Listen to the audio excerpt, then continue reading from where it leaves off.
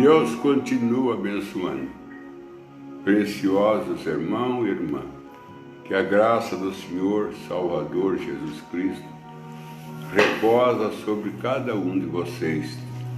Desejo que tenha saúde, desejo que Deus prospere em vossas vidas e acrescente vossas fé, acrescente vosso amor, e que haja nas vossas vidas perdão para dar àquele que precisa do teu perdão. E não esqueça que há um céu, que há uma vida eterna. Se tem esse lado aqui, porque tem o lado de lá. E é para lá que nós estamos lutando para chegar, no outro lado. Aonde tudo é paz, aonde não existirá maior pecado, aonde não ficaremos mais velhos, porque lá não tem tempo, lá é pura eternidade. E nós estamos pedindo a Deus graça para chegar lá. E para chegar lá tem um caminho. E esse caminho é o Senhor Jesus Cristo. Ele é o caminho que leva nós a essa eternidade. Existem muitos atalhos, mas os atalhos levam nós a ser assaltados, roubados. Mas existe um caminho, e Jesus é esse caminho. Eu agradeço cada um de vocês, ouvintes, por vocês dar sua atenção, parar para ouvir. Agradeço você, pai, mãe, agradeço vocês, filhos, que sempre aí estão ao lado dos vossos pais, ouvindo a pregação, procurando aprender mais sobre as coisas de Deus. Porque Deus, não tem jeito de nós aprender sobre Deus, porque Deus é infinito. Mas aprender a sua lei, aprender os seus atributos, os seus planos, o que Deus quer de nós. Saber o que Deus quer de nós. Porque parece que as coisas ficam fáceis quando diz assim: fulano de tal morreu, está lá no céu. Fulano de tal morreu, está lá no céu. E não sabe que para chegar no céu tem um caminho. E se não ir por esse caminho, não chega lá. Esse caminho não é largo, esse caminho é estreito. O caminho largo é que leva para a perdição. Mas o caminho estreito é que leva para o céu. Quando perguntaram para Cristo: muitos serão salvos, Senhor? Ele falou: pouco. Porque apertado é o caminho, e são poucos que andam nele. Mas largo é o caminho, e a multidão que está nele. Então vamos, é estreito o caminho, é apertado, mas Deus dá força para nós chegar ao final dele, que o final dele, então, é a alegria da eternidade. Eu estou aqui com a Bíblia aberta no livro de Neemias. Neemias é um dos homens que Deus usa para restaurar o dano que Nabucodonosor fez em Israel. E nós encontramos aqui no capítulo 8 e no verso 13, 8:13, no dia seguinte ajuntaram-se os cabeças de família de todo o povo, o sacerdote e o levita, na presença de Esdra. Esdra era o escrivão, era o escriba, o Esdra. O Esdra é aquele que foi encarregado de levar o utensílio, a bacia, os vasos de volta, que era Esdra, o escrivão. Na presença de Esdra, o escribas, para atentar-se na palavra da lei. Achar escrito na lei achava escrito na lei, porque enquanto ele estava lá na Babilônia, enquanto ele estava lá preso por 70 anos, lá na mão de Nabucodonosor, eles não liam a lei, eles nem cantavam hino lá. Ele disse que eles não cantavam hino em terra estranha, que as harpas dele ficaram penduradas no salgueiro, e que falava para ele: canta um hino de Sião para nós. Ele respondia: não cantamos o hino do Senhor em terra estranha. Então nós encontramos aqui que agora eles podem ler a lei, porque estava livre. Ele estava agora na sua terra, estava em Jerusalém. Ele não estava livre de ser governado pela nação, mas estava livre para viver na sua terra. E acharam escrito na lei que o Senhor ordenara por intermédio de Moisés que os filhos de Israel habitassem em cabana durante a festa do 7º dia. Durante a festa do 7º dia. Então eles começaram a colocar em ordem. Agora que eles foram livres lá da Babilônia, que eles voltaram para Jerusalém, começaram a restaurar todo o prejuízo que Nabucodonosor fez, restaurar o muro, restaurar os portões, restaurar a cidade de Jerusalém. Foi um trabalho tanto. Eles gastaram a base de quase 50 anos, 49 anos, num trabalho de restauração que era para esperar o Messias. E eles foram procurando as coisas perdidas, né? Restaurando os vasos que Nabucodonosor levou, as bacias que eles usavam para lavar a mão, lavar o pé. E eles encontraram a lei. E na lei eles encontraram que estava escrito que Deus tinha falado para Moisés que eles tinham que morar em cabana por 7 dias. Eles tinham que morar em cabana. Deixa eu ler aqui onde ele fala que eles tinham que morar em cabanas. Achar escrito na lei que o Senhor ordenara por intermédio de Moisés que o filho de Israel habitasse em cabana durante a festa do 7º mês. Então, todo o 7º mês de Israel, no mês 7º, esse mês eles armavam a cabana e moravam em cabana por um mês.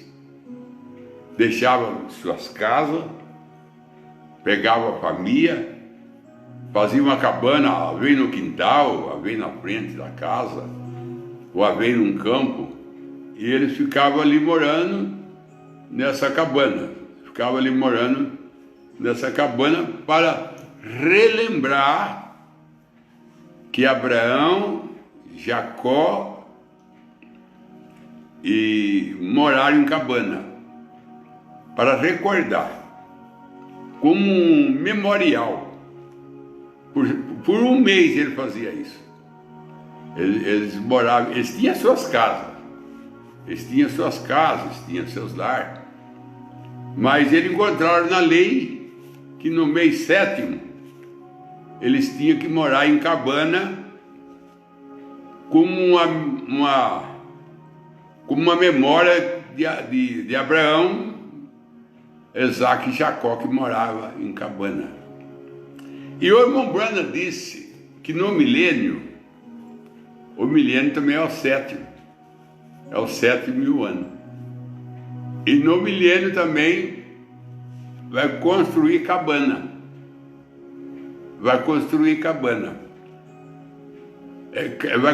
cabana para relembrar que Abraão, Isaac e Jacó moraram em cabana no milênio. Então, irmão, é tão interessante que o que acontece no passado, de maravilhoso, coisa assim, que eles viveram, então Deus não deixa no esquecimento. Eu quero dizer que Deus não deixa no esquecimento. Por isso que Jesus disse, quando o Espírito Santo vier, ele vai lembrar vós todas as coisas. Ele vai lembrar vós todas as coisas. E vai falar, vai lembrar de tudo que eu tenho dito. Vai lembrar de tudo que eu tenho dito. Isso é a missão do Espírito Santo. Além de ensinar como mestre, levar nós a lembrança, lembrar de tudo que ele falou. Então Deus mandou Israel, através de Moisés, que no sétimo mês, tinha que ser no sétimo, Israel tinha que morar em cabana. Agora eles pegavam sua cabana, armavam no quintal, na frente da casa, no campo, chegava no campo, armava a cabana e ficava por um ano. Hoje ele chama acampamento, né? Eles falam fazer um acampamento. Ele leva a cabana, diz que vai fazer acampamento. O que ele chama de acampamento hoje era o que Abraão, Isaac e Jacó vivia nessas cabanas, conforme eles mudavam de lugar, mudavam de pasto, para dar pasto para o rebanho, eles armavam a sua cabana. Outro lugar fala tenda, né? Outro lugar fala tenda, que é a mesma cabana. E quando agora vier o milênio, que é o sétimo ano, aqui era o sétimo mês. Israel tinha que morar em cabana no sétimo mês. Agora, no sétimo ano, o que vai ser construído no milênio é cabana. Porque a festa do tabernáculo significa a festa da cabana. Porque Israel tinha 7 festas. Ele tinha festa da Páscoa, ele tinha a festa do Pentecoste, ele tinha a festa da trombeta, e ele tinha a festa também do tabernáculo, eram 7 festas. E a festa do tabernáculo era a festa da cabana, que era no sétimo mês, chamava Festa da Cabana. Uma recordação de Abraão, Isaac e Jacó.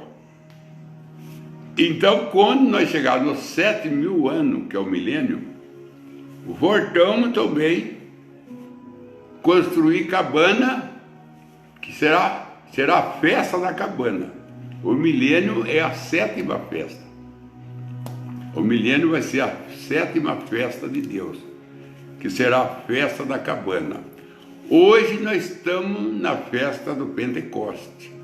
A festa que nós estamos hoje é do Pentecoste. Depois tem a festa da trombeta, que é para Israel, que é o ajuntamento de Israel com 144 mil. A festa da expiação também é para Israel, que é quando eles vão lamentação, que vão lamentar. Depois vem a festa da cabana. A festa da cabana, que é a festa que nós vamos festejar essa festa no milênio. A festa do tabernáculo, quer dizer. A festa do tabernáculo é nós construir cabana para morar em cabana no milênio. Uma recordação, uma memória de Abraão, Isaac e Jacó. A fé, o amor e a graça, os 3.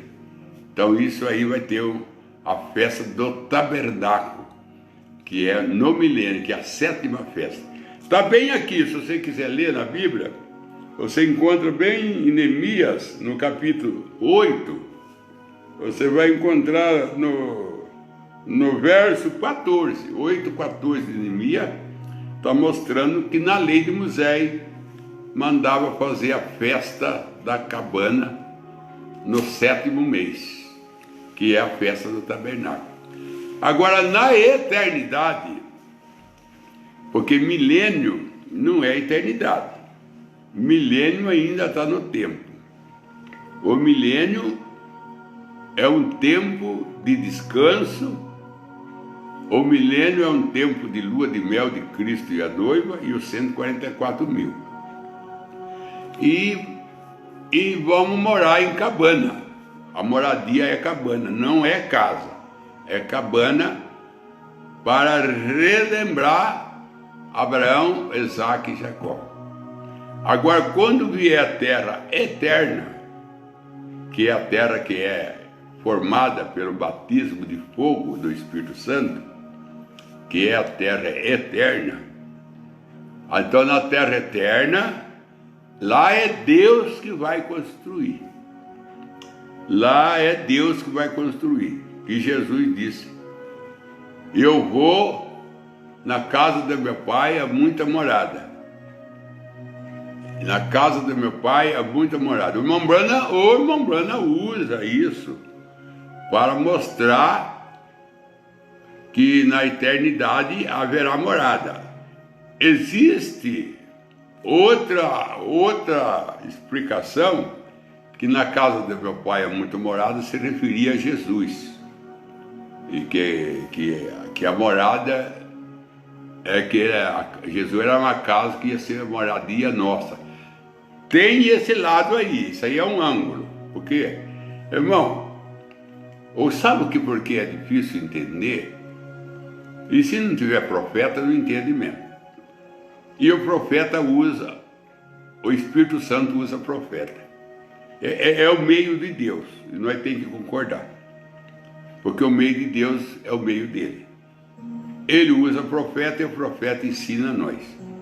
Não tem outra maneira de entender se não for Deus mandando um profeta para nós ensinar.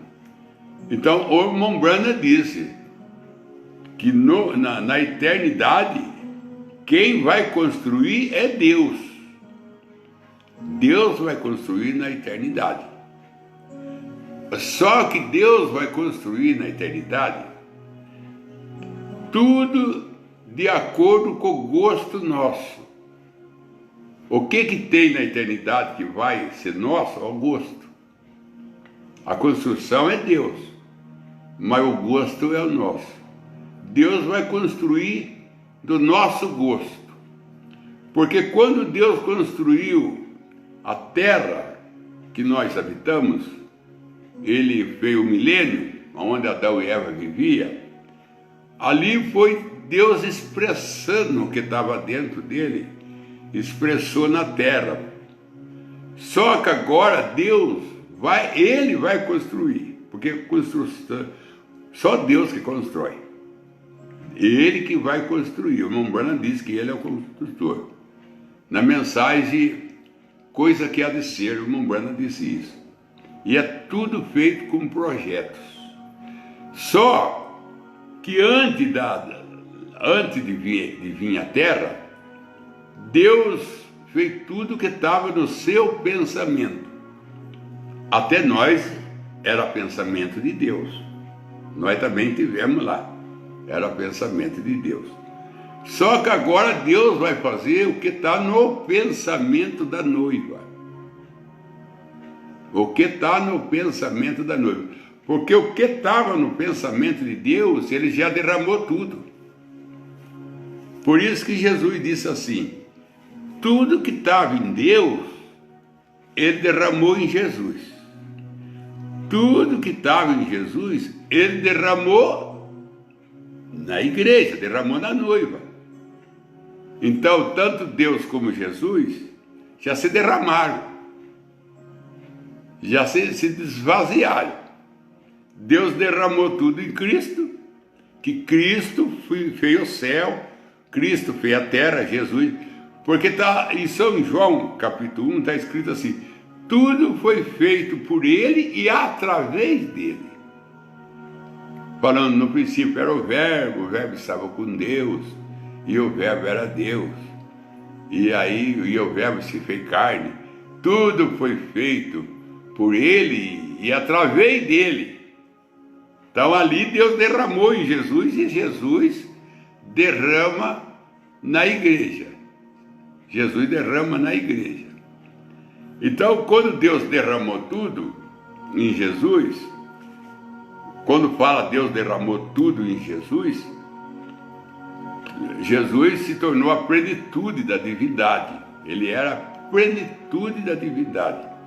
Agora Jesus derrama tudo na igreja. E a igreja vai derramar onde? A igreja vai derramar aonde? Porque quando José fez o celeiro, ele não fez o celeiro para o celeiro ficar fechado. Ele ponhou os trigos e o óleo de girassol que ele guardou, mas ele sabia que um dia ele ia abrir aquele celeiro para ser usado pelas pessoas que viviam no mundo, tanto do Egito como das outras nações. Então o celeiro que José fez, ele não fez para ficar fechado. Ele fez para ser aberto um dia para servir as pessoas. Então quando Jesus passou a ser o celeiro de Deus, também Jesus não foi feito o celeiro para ser fechado. Jesus também abriu esse celeiro. No Calvário, Jesus se abriu. Até ali, irmão, é tão importante e maravilhoso isso, porque quando Nabucodonosor atacou Israel, que ele levou todas as coisas de Israel embora. O que ele não quebrou, largou lá, que é o muro, o portão, ele levou embora. Ele levou embora os jovens, os velhos, ele largou.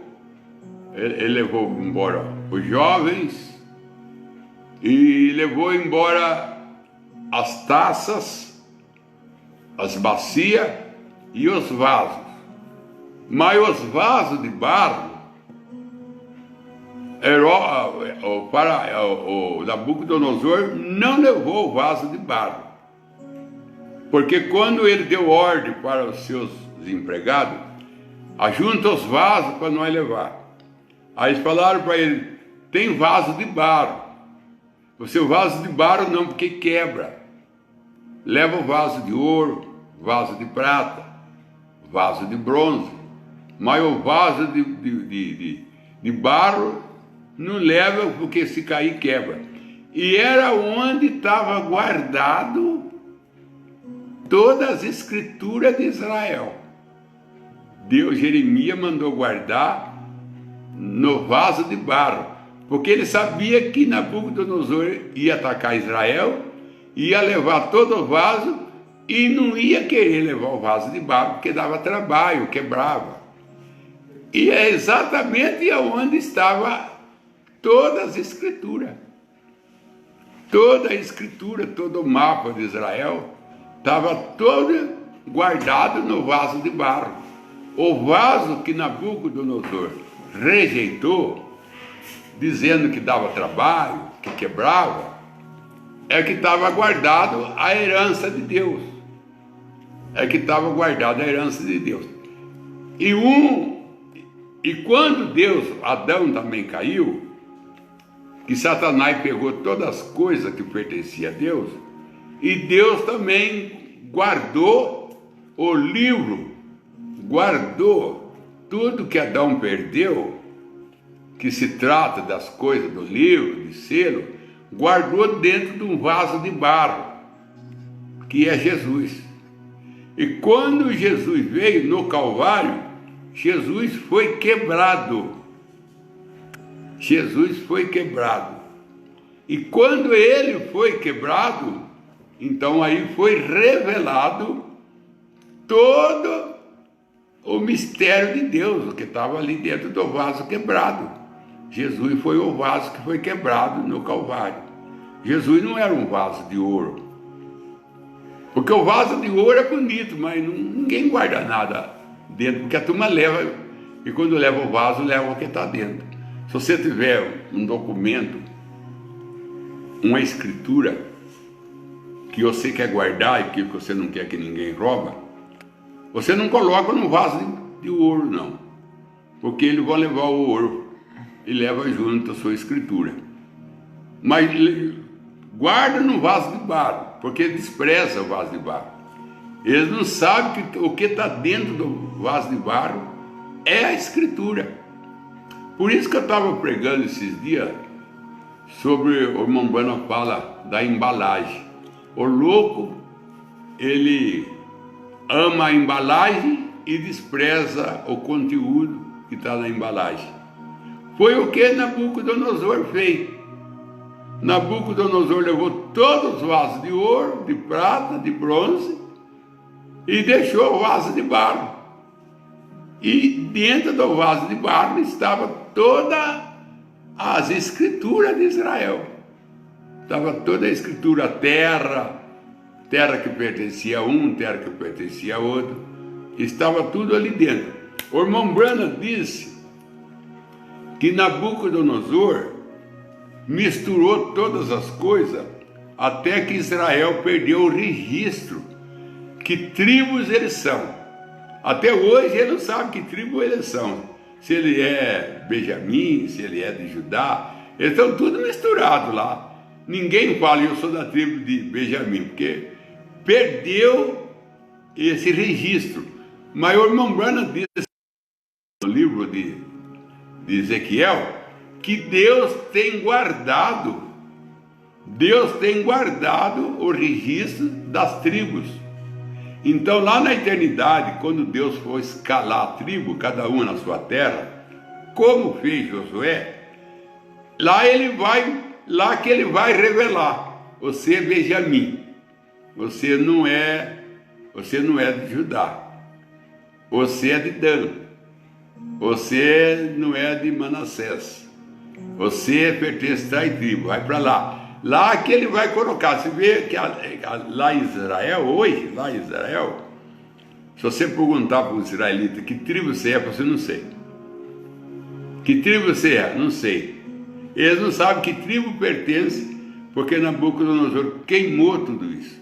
Mas Nabucodonosor não conseguiu queimar toda aquela revelação que Israel tinha. As coisas importantes de Israel foi guardado em vaso de barro. E Jesus foi o vaso de barro que Deus, quando Adão caiu, Deus guardou tudo dentro de um vaso de barro. E Jesus foi o vaso de barro. E quando quebrou Jesus no Calvário, Jesus se derramou. E quando Jesus se derramou, veio tudo para dentro de nós. Então nós também é vaso de barro. Por isso que nós é pó, porque nós é vaso de barro. E se nós é vaso de barro, todas as coisas maravilhas de Deus, importante, está guardado dentro de nós. Aí nós é desprezado, porque fala, isso aí é um barro, isso daí, deixa aí, isso aí vai quebrar, isso aí só vai fazer peso. E não sabe que dentro de nós está a revelação de tudo de Deus, que Jesus é Deus,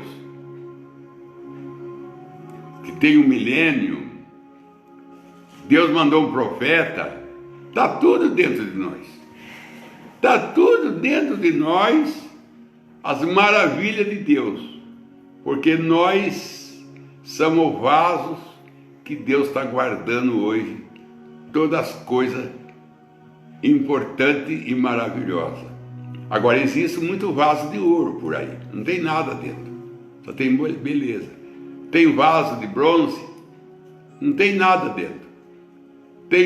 Tem vaso de prata, também não tem nada dentro. é levado embora.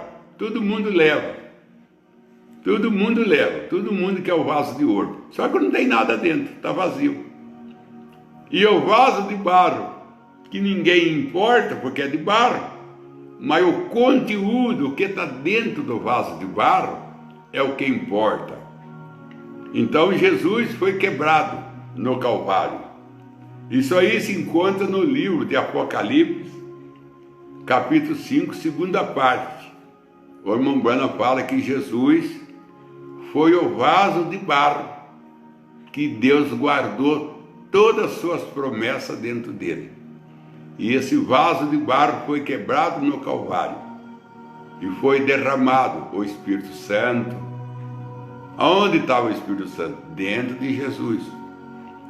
O irmão Branham, em outro lugar, ele não fala vaso quebrado. Nessa mensagem ele fala que Jesus foi o vaso de barro que foi quebrado. Mas em outra mensagem, o irmão Branham, ele fala o desvelar de Deus, da mensagem o desvelar de Deus. E tem outra, Deus revelado nessa era, parece. Mas o desvelar de Deus, o irmão Branham fala cortina. A cortina se abriu de cima a baixo e Jesus saiu. A cortina, o véu foi aberto de cima a baixo e Jesus saiu. Ele estava velado, então ele foi revelado. Agora Jesus está velado em nós. Nós agora é o vaso de barro. Agora é nós que é o véu, que vai ser rasgado, que nem Jesus fez. Quando Jesus foi rasgado, quem que saiu de dentro dele? O Espírito Santo, a graça, a misericórdia, tudo saiu de dentro dele. E foi colocado dentro de quem? Dentro de nós.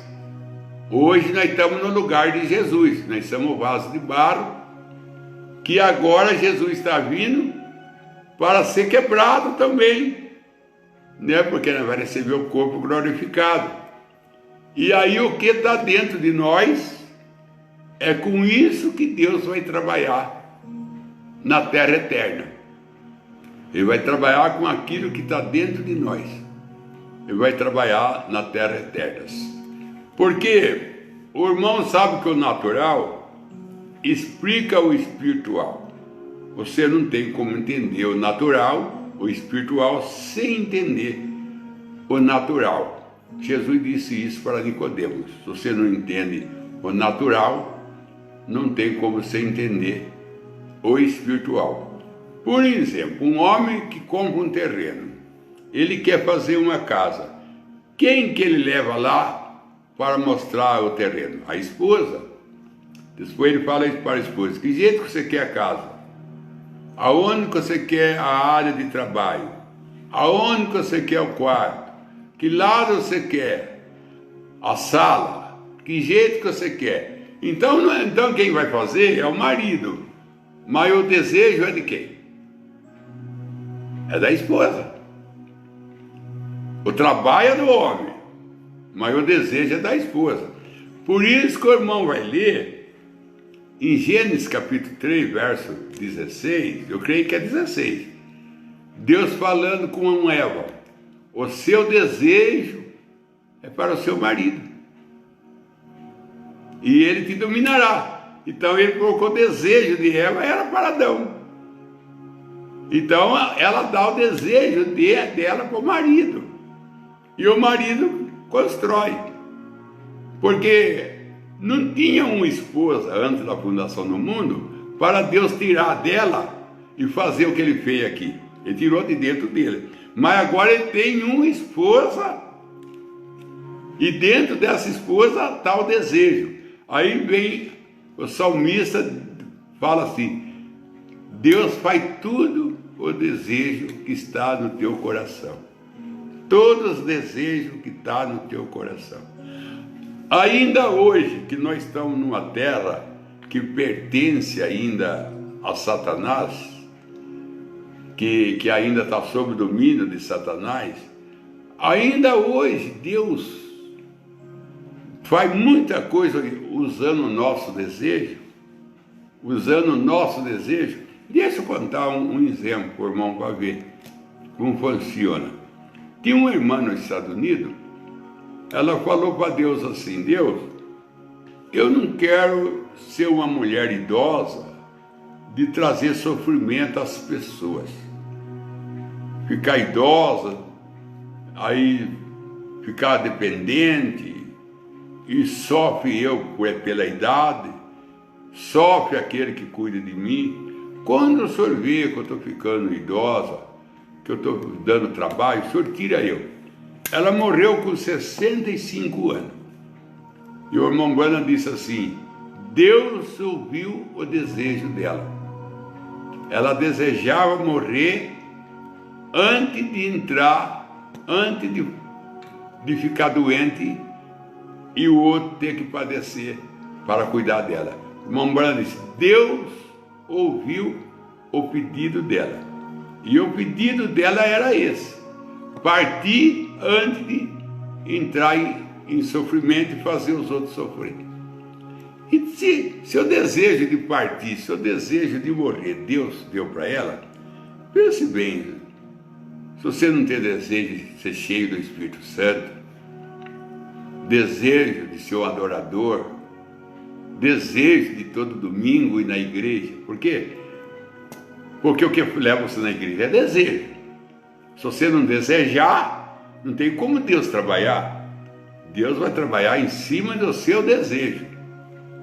E se você desejar, Deus vai trabalhar em cima do desejo seu. Porque Ele é seu esposo. O esposo trabalha com o desejo da esposa. Porque a esposa, isso aí é claro, é a esposa, ela que deseja a geladeira, ela que deseja o fogão, ela que deseja o piso, não é o marido. Sempre a esposa fala: eu quero o piso assim, eu quero que escolhe a geladeira, que escolhe o fogão. Então o marido é que compra, é que trabalha, é que compra. Mas o desejo é da esposa. Assim também é com Jesus. É a mesma coisa. O natural explica o espiritual. Lá na eternidade, Jesus vai trabalhar, fazer tudo de acordo com o gosto da sua esposa. Ele que vai construir, é lógico, porque Ele é o Criador. O irmão Branham disse que só Ele é o Criador. O irmão Branham criou o esquilo, não era o irmão Branham, era Deus do irmão Branham. Tudo que é criado é Deus criando através do homem. E lá na eternidade, no milênio, Ele vai fazer cabana para relembrar Abraão, Isaque e Jacó. Vai fazer cabana, que é a festa do tabernáculo. Festa do tabernáculo significa a festa da cabana, para relembrar Abraão, que morava em cabana. Mas na eternidade, Deus vai fazer de acordo com aquilo que você deseja. Se você desejou aqui ter uma mansão, essa mansão tem um jardim na frente, cheio de flor, e você não conseguiu, o que você conseguiu é uma casinha simples para morar, mesmo seja confortável, mas não é o que você queria. Lá no céu, o seu desejo é realizado. Não que você vai morar, porque você não precisa de casa para morar no céu. O corpo glorificado não necessita de socorro. O corpo glorificado é igual a Deus. Não precisa de casa para descansar, porque não cansa. Não precisa de casa para fugir de tempestade, porque não tem tempestade. Simplesmente é para colocar para fora um desejo que esteve dentro dele. Ele não conseguiu ter aqui, mas está nele o desejo. Mas aqui não conseguiu ter. Mas lá no céu Deus vai dar o privilégio de Ele manifestar o desejo que estava no teu coração. Deixa eu voltar um pouco para trás para ajudar. O irmão Branham desejou ter uma cadeira de descanso, para quando ele chegava do trabalho, sentar nela por um momento descansar. Ele não teve essa cadeira aqui. Quando ele entrou no céu por aquela visão, a Meda não falou para ele, a cadeira sua aqui. Estava lá. Ele teve o desejo de ter aqui, não conseguiu. Mas Deus deu para ele lá. Assim é todas as coisas. Assim é todas as coisas. Para terminar, que está no final aqui, eu vou contar uma passagem de um rei que ele queria dar galardão para 3 soldados. Teve 3 soldados dele que na guerra foi um herói. Os 3 soldados foi um herói. E esses 3 soldados não sabiam que ele estava sendo notado pelo sargento, pelo capitão, né? O capitão estava anotando tudo que o soldado fazia. E esses 3 soldados fizeram coisa difícil de fazer para eliminar o inimigo. Enfrentaram o perigo e estava tudo sendo anotado e o soldado não sabia que tinha um capitão anotando o heroísmo deles, o que eles faziam. E o capitão separou 3 soldados. 3 soldados para receber o galardão do rei, porque foi os 3 heróis. Os 3 foram responsáveis das vitórias. E os 3 ficaram num quarto, numa sala, e a sala vizinha era do rei, onde o rei ia recebê-lo. Então sentaram numa sala para esperar o rei chamar ele, porque o rei ia dar para eles o galardão deles. Mas o rei não sabia o que dar para os 3. O rei não sabia. Por que eu vou dar para esses 3?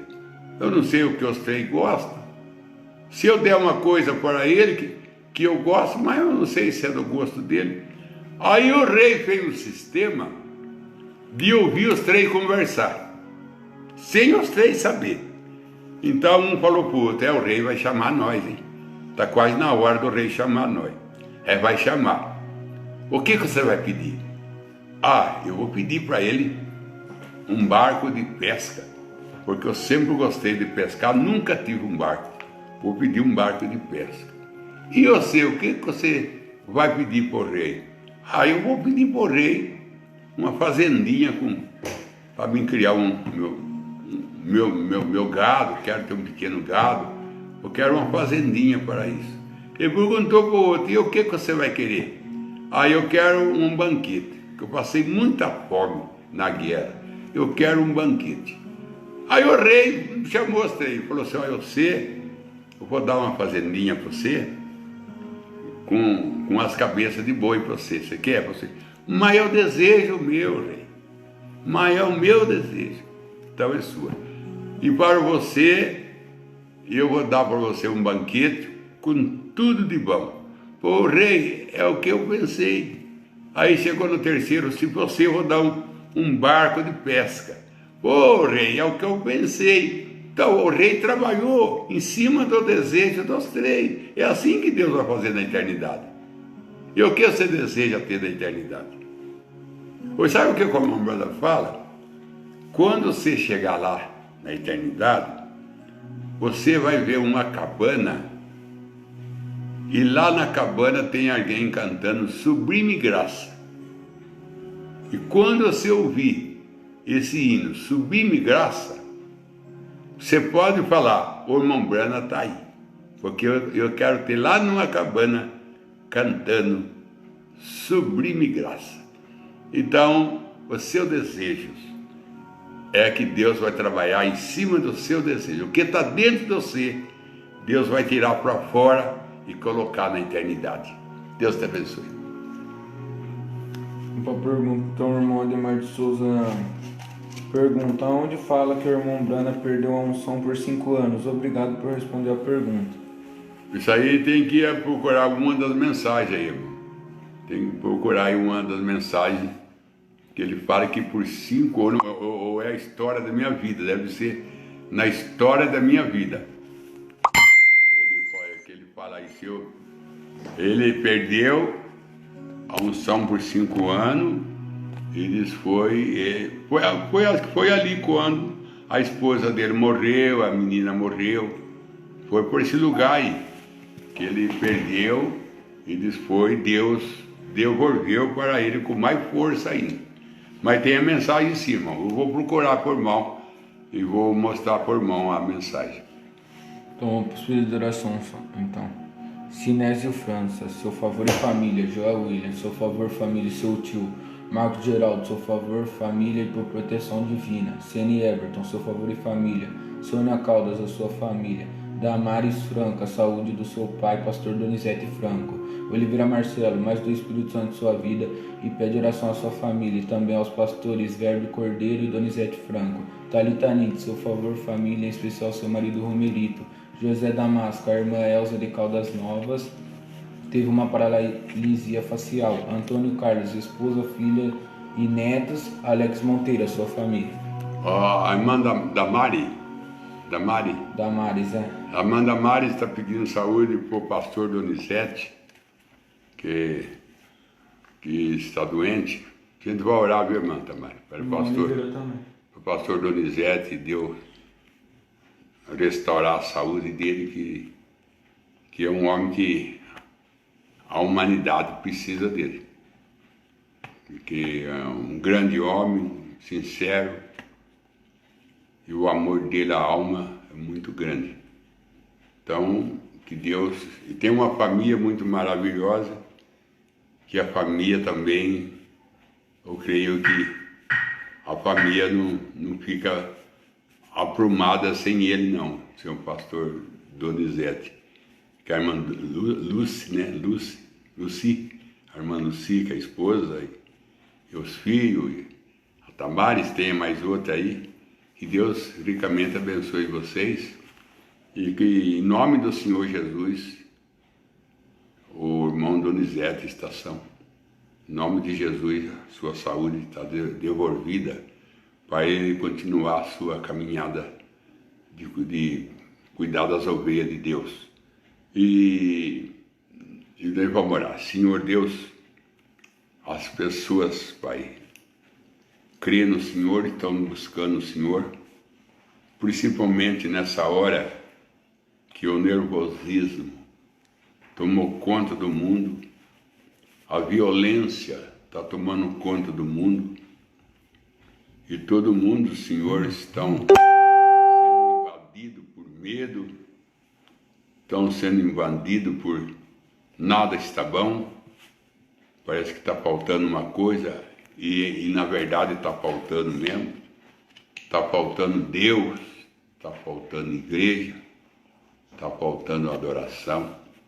É isso, é o que faz muita falta na vida da pessoa, e é que a pessoa não se completa e sempre fala, nada está bom, está faltando uma coisa para mim, não sei o que é Deus. Na nossa vida, no nosso coração, foi feito um quartinho para o Espírito Santo. E se ele não está ali, há um vazio dentro de nós. Esse vazio traz desespero, porque tem algo vazio dentro do nosso coração. E tem que ser preenchido pelo Espírito Santo. Por isso, Senhor Deus, entramos no mês de setembro, que é o mês da primavera. Pedimos para que o Senhor faça com que a primavera resplandeça na vida de cada um, Senhor. Que todo mundo tenha a sua primavera. Que tudo que era seco se torne a ser verde e floridos e dá frutos, Senhor. Que esse setembro, que essa primavera seja verdadeiramente uma primavera para o mundo, para as nações, para as famílias. Em nome do Senhor Jesus Cristo. Amém, Senhor. Amém.